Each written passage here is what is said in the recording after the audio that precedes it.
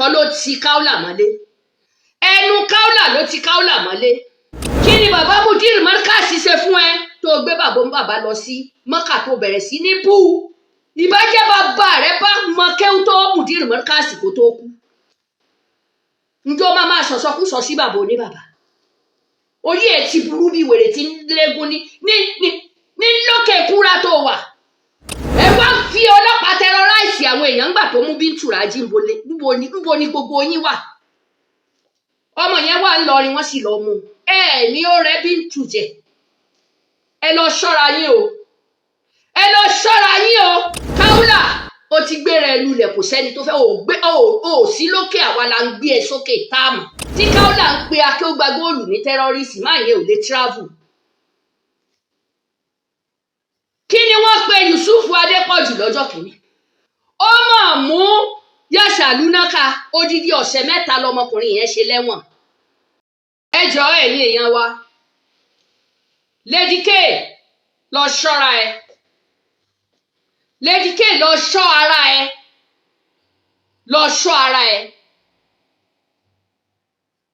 ìwọ ló jẹ́ kí n perí Sunday Igboho lórí ọ̀rọ̀ mo fẹ́ kí Sunday Igboho tó bá rí fídíò yìí kó bá mi pè ẹ́ sí àkíyèsí n tó bá jẹ́ gbà kí Lady K torí ìwọ ló lè bá Lady K sọ̀rọ̀ Sunday Igboho ìwọ ló lè bá Lady K sọ̀rọ̀ sọ fún Lady K kó mọ̀ mẹ́nu kan Akeugbagold kó dẹ̀ mọ́ mẹ́nu kan pé àwọn Islam fẹ́ rẹ́ Kaola jẹ Islam wọ̀ lélẹ̀ ǹjẹ́ gbọ́ torí ẹ rí gbogbo bí ń ṣe ń tu bí ejò lórí àwọn ẹni tí kì í ṣẹgbẹ́ bàbá rẹ̀ gan ó ń sọ̀rọ̀ sí wọn lórí àwọn ẹni tí kì í ṣẹgbẹ́ ọkọ ẹ̀ ó ń sọ̀rọ̀ sí wọn ní ó ń sọ̀rọ̀ báyìí tẹ́lẹ̀ Akeugbagold kan ló ti Kaola mọ́lé ẹnu Kaola ló ti Kaola mọ́lé ẹni kí ló sọ sí adájọ́ ẹ lọ wo fídíò rẹ̀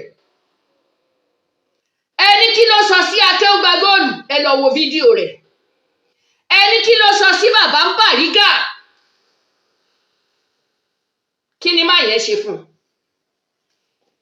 èpè lọ́tún lósì ẹ ṣe yẹn lẹ́ni àwọn ẹbí Kaola wọn ò rí bàbá Bàrígà kan ṣàdúrà fún wọn ló ń ṣiṣẹ́ fún Kaola ni Kaola dẹ̀ tó gbé bàbá Bàrígà ṣépè lọ́tún lósì tí etí yín ò dẹ̀ di ààrẹ ni pé ṣàkíyèsí inú gbogbo ẹ̀yin tẹ́ jáde tẹ́ tó sọ déètì wípé Akeugbagold jọ̀ọ́rì ní kan fi Kaola sílẹ̀ wọ́n fẹ́ rẹ̀ jẹ ni ta ló fẹ́ rẹ́ Kaola jẹ bí Ìbàdàn ṣe tó yẹn wọ́n ti Kaola mọ́lé Akeugbagold ló dé láti Amẹ́ríkà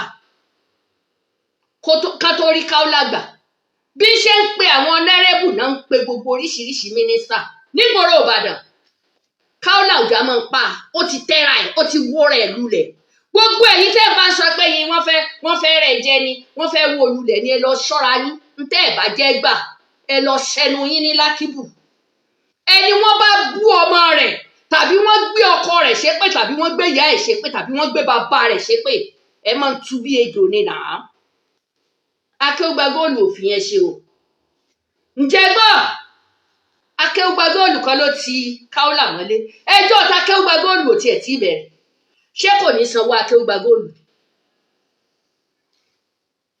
ẹ wá bá mi bẹ́ẹ̀lì ẹ̀ wọ́n dẹ̀ gbowó lọ́wọ́ Akeugbagold ọkọ rẹ̀ tó fẹ́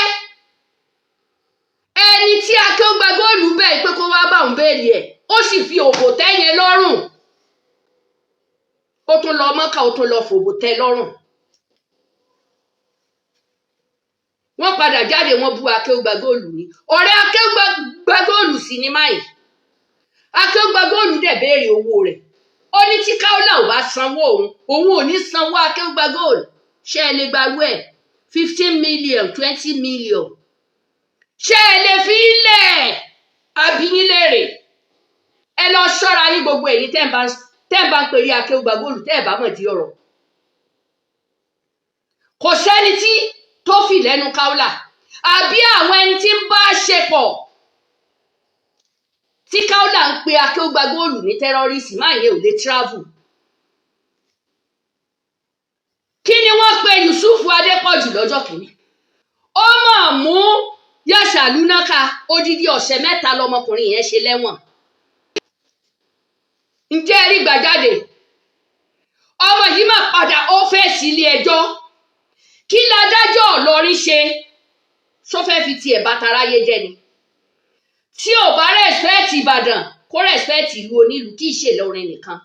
Tí a bá bí Kaola dáa tó bá ilé gbẹ́nu rẹ̀ ń gbèkúgbè sílùú, ìlú ẹlòmíì yóò sun ẹni ẹ̀wọ̀n nílẹ̀ Yorùbá. Kaola ò jẹ́ mọ́ ń pa. Ó bú mi, mo bú dí, mo sì sọ fún wípé wà láìtàláì orí mi adájọ́. Kaola ó ti gbéra ẹ lulẹ̀, kò sẹ́ni tó fẹ́ ò sí lókè, àwa la ń gbé ẹ sókè táàmù. Kí ni bàbá Mudir Markaz ṣe fún ẹ tó gbé bàbá lọ sí Mọ́kà tó bẹ̀rẹ̀ sí ní bú, tó bẹ̀rẹ̀ sí ní fọ̀rọ̀ rẹ̀ ṣe wáàsí? Ìbájẹ́ bàbá rẹ̀ bá mọ kéwú tó Mudir Markaz kó tó kú. Ǹjọ́ máa sọ̀sọ́kúsọ sí bàbá oníbàbá. Orí ẹ̀ ti burú bí wèrè tí ń légún ní lókè kúra tó wà.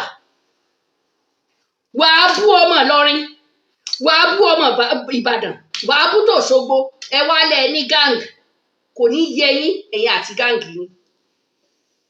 Ẹ wá fi ọlọ́pàá terrorize àwọn èèyàn gbà tó mú Bíntù Rájí. Níbo ni gbogbo yín wà? Ọmọ yẹn wà ńlọrin, wọ́n sì lọ mú. Ní ó rẹ Bíntù jẹ.